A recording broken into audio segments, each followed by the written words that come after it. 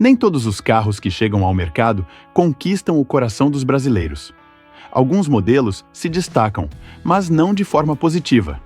São lembrados pela falta de praticidade, desempenho duvidoso ou escolhas de design que deixam muita gente se perguntando: o que estavam pensando? Na lista de hoje, trazemos os carros que, segundo o ChatGPT, são considerados os piores já lançados no Brasil. Fiat Mobi Easy. Esse carro sempre dividiu opiniões desde que chegou ao mercado brasileiro. Lançado como uma alternativa para quem buscava um carro compacto e acessível, ele acabou se destacando mais pelo que não oferecia. Com um motor 1.0 Fire de 75 CV e câmbio manual, o desempenho era adequado apenas para uso urbano, mas a falta de itens básicos de conforto, como o ar-condicionado e direção hidráulica nas versões mais simples, transformava cada viagem em um verdadeiro teste de paciência, especialmente nos dias quentes. Apesar do preço mais acessível, o espaço interno apertado e o porta-malas diminuto de apenas 215 litros faz com que o carro se torne pouco prático até mesmo para quem não precisa de muita bagagem. Além das limitações técnicas, o Mobi Easy ficou conhecido por algumas histórias curiosas. Muitos donos relatam que o carro parece desaparecer no estacionamento por conta do tamanho reduzido, gerando algumas situações engraçadas de pessoas procurando pelo próprio veículo. Apesar disso, a ideia da Fiat era clara: criar um carro para o público que precisava economizar ao máximo, mesmo que isso significasse sacrificar conforto e praticidade. E antes de continuarmos, já deixe seu like e se inscreva no canal para não perder nenhuma novidade. Ford Ka Sedan. Lançado como uma alternativa para quem buscava um sedã compacto com preço acessível, mas acabou chamando atenção por um design que dividiu opiniões. A traseira do veículo, em especial, foi alvo de críticas por conta das proporções consideradas desarmônicas, o que comprometeu sua aceitação no mercado brasileiro. Apesar do visual controverso, o modelo tinha atributos interessantes, como um porta-malas espaçoso de 445 litros, ideal para famílias pequenas ou motoristas de aplicativos. Seu motor 1.5, com até 136 CV, quando abastecido com etanol, entregava um desempenho satisfatório tanto em trechos urbanos quanto em rodovias. No entanto, o Ford Ka Sedan também enfrentava desafios que iam além do design. A simplicidade de acabamento interno e a ausência de alguns equipamentos mais sofisticados em versões de entrada eram vistos como pontos fracos, especialmente quando comparados a concorrentes diretos. Chevrolet Agile. Lançado em 2009, foi apresentado como um hatch compacto com design moderno e proposta urbana, mas rapidamente se tornou alvo de críticas. Sua estética robusta, com linhas pesadas e um visual um tanto desarmônico, não agradou o público brasileiro, que esperava algo mais alinhado com as tendências internacionais. Ele vinha equipado com um motor 1.4 de até 102 CV com etanol, que entregava desempenho modesto para a proposta, mas não era suficiente para convencer os motoristas mais exigentes. A sensação geral era de que o carro entregava menos do que seu preço sugeria, o que prejudicou sua competitividade. Outro ponto que chamou a atenção foi a qualidade do acabamento interno, considerada simples demais para o segmento. Muito plástico e poucos equipamentos de série nas versões mais acessíveis contribuíram para a percepção de que o Agile oferecia pouco pelo que custava. A Chevrolet também enfrentou dificuldades com a confiabilidade do modelo, com relatos de problemas mecânicos recorrentes, o que impactou ainda mais sua reputação.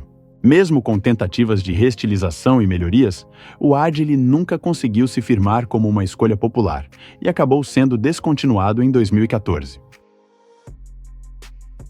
Renault Clio Sedan. Essa foi uma tentativa de transformar o compacto Clio em um sedã, para atender a um público que buscava mais espaço interno e um porta-malas maior. Apesar da boa intenção, o resultado não foi bem aceito. O design parecia desproporcional, especialmente na traseira, que parecia um acréscimo improvisado ao desenho original do hatch. Essa característica tornou o carro visualmente pouco atrativo para grande parte dos consumidores brasileiros, que já tinham à disposição outros modelos mais bem resolvidos no mercado. O porta-malas de 510 litros era generoso, mas o conjunto como um todo não empolgava. No quesito mecânico, o Clio Sedan era confiável, utilizando motores 1.0 e 1.6, que já eram conhecidos na linha Renault, garantindo desempenho adequado para o segmento. Sua proposta não era clara. Não era espaçoso o suficiente para competir com sedãs médios, nem compacto o bastante para agradar ao público que buscava praticidade. Com baixa aceitação, o Clio Sedan teve uma passagem discreta pelo mercado brasileiro e acabou desaparecendo sem deixar muita saudade. Fiat Uno Mille Economy, lançado com o objetivo de ser o carro mais acessível e econômico do Brasil, mas acabou sendo visto como uma escolha extremamente básica. Com motor 1.0 Fire de 65 CV, o desempenho era bastante limitado, especialmente em subidas ou com o carro carregado, o que exigia paciência dos motoristas. Para alcançar o consumo reduzido prometido, a Fiat fez ajustes na calibragem do motor e no peso do veículo, o que incluiu cortes em acabamentos internos e externos. O resultado foi um carro funcional, mas com conforto e recursos praticamente inexistentes, como bancos pouco ergonômicos e ausência de ar-condicionado nas versões mais simples. Apesar da economia de combustível ser seu ponto forte, o Uno Mille Economy trazia um acabamento extremamente espartano, que desagradava muitos consumidores.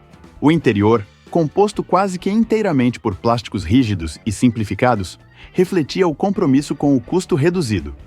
Além disso, o modelo ficou marcado pelo ruído interno elevado, tornando viagens mais longas uma experiência desconfortável. Ainda assim, ele cumpriu seu papel como um dos carros mais baratos do mercado, atendendo aqueles que precisavam de um veículo essencialmente funcional, mas sem grandes expectativas. Lifan 320. Lançado no Brasil em 2010, chegou com a proposta de ser um carro compacto e acessível, mas o que realmente chamou a atenção foi sua semelhança com o Mini Cooper. Essa inspiração no design, embora curiosa, não foi suficiente para mascarar as limitações do modelo. Com o motor 1.3 de 88 CV, o desempenho era aceitável para um carro urbano, mas a qualidade de construção era um ponto de preocupação. Muitos relatos apontavam problemas com peças que se desgastavam rapidamente, o que, somado à dificuldade de encontrar reposição, gerava dores de cabeça para os proprietários. No interior, o Lifan 320 oferecia um acabamento simples, mas trazia alguns itens de conforto que o tornavam interessante em sua faixa de preço, como ar-condicionado e direção hidráulica. Mas o modelo sofria com a falta de confiabilidade mecânica e a ausência de uma rede de assistência técnica eficiente no Brasil. Isso fez com que ele rapidamente perdesse valor de mercado, sendo considerado mais um experimento das marcas chinesas que ainda buscavam conquistar espaço no país. Chery QQ. Esse carro chegou ao Brasil em 2011 como um dos carros mais baratos do mercado, prometendo acessibilidade e economia. Compacto e com motor 1.1 de 68 CV, o modelo era voltado para o uso urbano, mas suas limitações logo se tornaram evidentes. Apesar de oferecer itens como ar-condicionado e vidros elétricos, que não eram comuns em carros de sua faixa de preço, o acabamento interno era muito simples e a qualidade de montagem deixava a desejar. Muitos proprietários reclamavam de ruídos excessivos e de componentes internos que pareciam frágeis, o que gerava a sensação de que o carro não era robusto o suficiente para as condições das ruas brasileiras. A combinação de baixa confiabilidade e desvalorização acelerada fez com que o modelo fosse visto como uma opção arriscada, mesmo para quem buscava um veículo acessível. Finalizamos por hoje, pessoal. Obrigado por assistirem e até o próximo vídeo.